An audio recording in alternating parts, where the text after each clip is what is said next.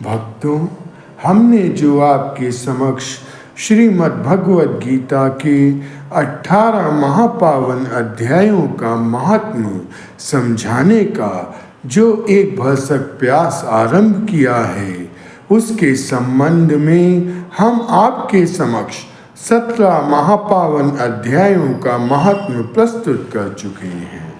कृपया आप उन सभी वीडियोस को भली प्रकार से सुने व ज़्यादा से ज़्यादा लोगों तक पहुंचाने में हमारी सहायता करें, जिससे आप सबके साथ साथ समस्त मानव जाति का कल्याण हो।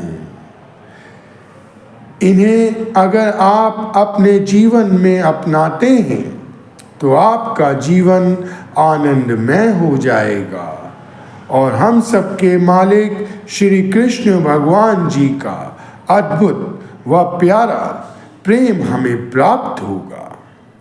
श्रीमद् भगवद गीता कोई पुस्तक नहीं है, बल्कि हमें जीने का सही तरीका सिखाती है, जिसे स्वयं श्री कृष्ण भगवान जी ने मानव जाति के कल्याण के लिए हम सबको प्रदान किया है।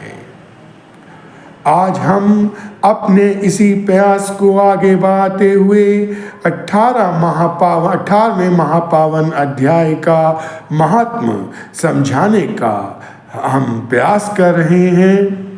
आप हमारी बाकी वीडियोस की तरह इस पर भी अपना ध्यान दीजिएगा और अपने जीवन में अपनाइएगा। एक दिन श्री हरि विष्णु भगवान जी और लक्ष्मी जी श्री वैकुंठ लोक में शेषनाग जी की सैया पर विश्राम कर रहे थे। श्री हरि विष्णु भगवान जी लक्ष्मी जी से कहते हैं कि अब तक मैंने तुम्हें 17 महापावन अध्यायों का महात्म्य समझाया। आज मैं तुम्हें 18वें अध्याय का महात्म्य सुनाने जा रहा हूँ। जैसे सब नदियों में गंगा जी श्रेष्ठ हैं, देवताओं में हरि, सब तीर्थों में पुष्कर राज, सब पर्वतों में कैलाश पर्वत, सब ऋषियों में नारद ऋषि, सब गणों में कपिला कामधेनु गायें, तैसे ही सब अध्यायों में श्रीमद् भगवद गीता का 18वां अध्याय श्रेष्ठ है, जिसका फल सुनकर सुमेरु पर्वत पर देवलोक में इंद्र अपनी सभा लगाए बैठे थे। उर्वशी नृत्य किया करती थी, बड़ी प्रसन्नता में सब बैठे थे। इतने में एक चतुर्भुज रूपधारी को पार्षद आए। इंद्र देवता जी को सब देवताओं के सामने कहा, तू उठ, इसको बैठने दे। यह सुनकर इंद्र जी ने प्रणाम किया और तेजस्वी को बैठा दिया। इंद्र जी ने अपने गुरु श्री बृहस्पति देव जी से पूछा, गुरु जी आप त्रिकालदर्शी हैं, देखो इसने कौन सा पुण्य किया जिससे यह इंद्रासन का अधिकारी हुआ। मेरे जानने में इसने कोई पुण्य व्रत यज्ञदान नहीं दिया है, विशेष ठाकुर मंदिर नहीं बनवाया है, तालाब और कूप नहीं लगाए हैं, किसी को अध्यदान नहीं दिया है। बृहस्पति ब्रह्मादिक सब देवताओं ने कहा, चलो नारायण जी से पूछते हैं।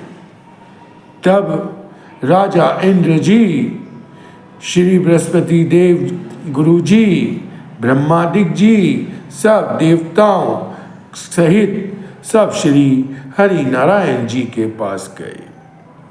जाकर दंडवत प्रणाम कर प्रार्थना पूर्वक पूछा, हे स्वामिन, दास सहायक, भक्त रक्षक, आपके पार्षदों ने एक चतुर्भुज तेजस्वी स्वरूप को लाकर मुझको इंद्रासन से उठाकर इसको बैठा दिया है। मैं नहीं जानता उसने कौन सा पुण्य किया। मैंने कई अश्वमेध यज्ञ किए हैं, तब इंद्रासन का अधिकार मुझे मिला। इसने एक भी यज्ञ नहीं किया, ये बड़ा आश्चर्य है। तब श्री हरि जी ने कहा, हे राजेंद्र, तू मत डर, अपना राज्य कर। इसने बड़ा उत्तम पुण्य किया है। इसका नियम था कि नित्य प्रति स्नान कर श्रीमद् भगवद गीता के 18वें अध्याय का पाठ किया करता था। इसके मन में भोगों की तृष्णा ना रही थी। जब इसने देह छोड़ी तब मैंने आज्ञा करी, हे पार्षदों, तुम इसको पहले इंद्रलोक का भोग कराओ।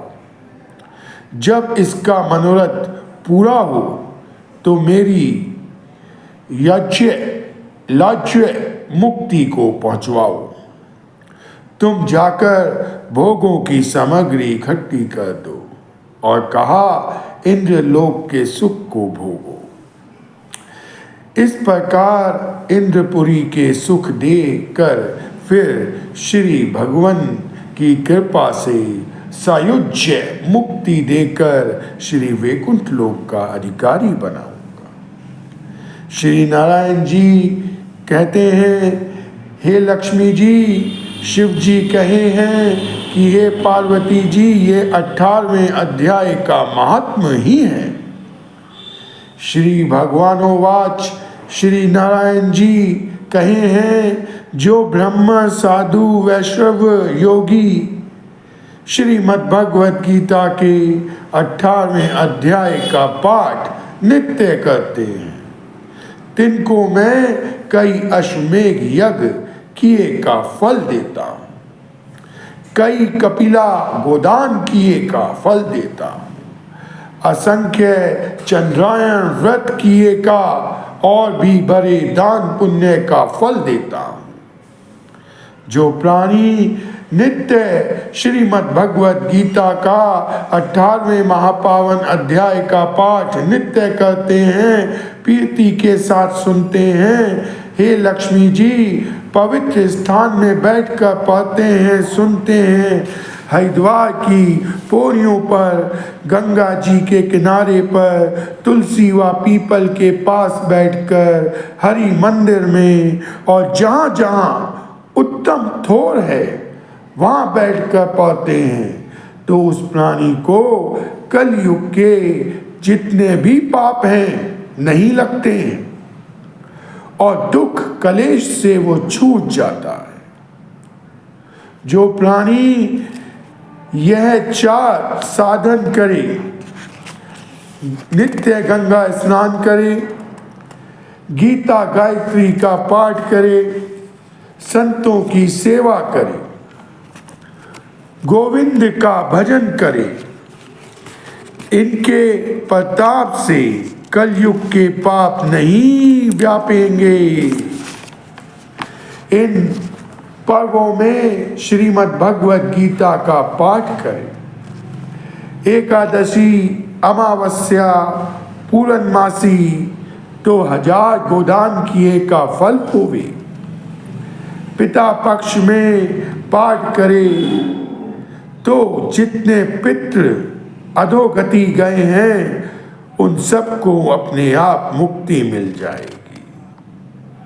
जो श्रोता को सुनावे तो गोदान किए का फल पावे, उस जीव का उद्धार हो जाएगा, वह श्री वैकुंठ लोक का निवासी बन जाएगा। ये आशीर्वाद देता, उन सब की मुक्ति होगी। उद्धार के 6 यत्न हैं: गंगा स्नान, श्रीमद् भगवद गीता का पाठ, कपिला गौ की सेवा, गायत्री पाठ, तुलसी पीपल में जल सींचना, ज्ञानी संतों की सेवा करना और एकादशी व्रत रखना। हे लक्ष्मी जी, सर्व शास्त्रमयी गीता, सर्व धर्ममयी दया, सर्व तीर्थमयी गंगा, सर्व देवमयी हरि।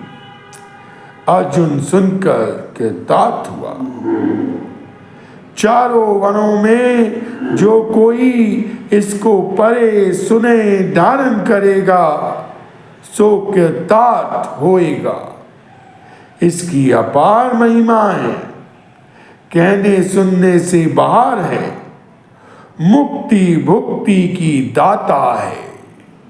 और यहीं पर 18वें महापावन अध्याय का महात्म्य पूर्ण होता है।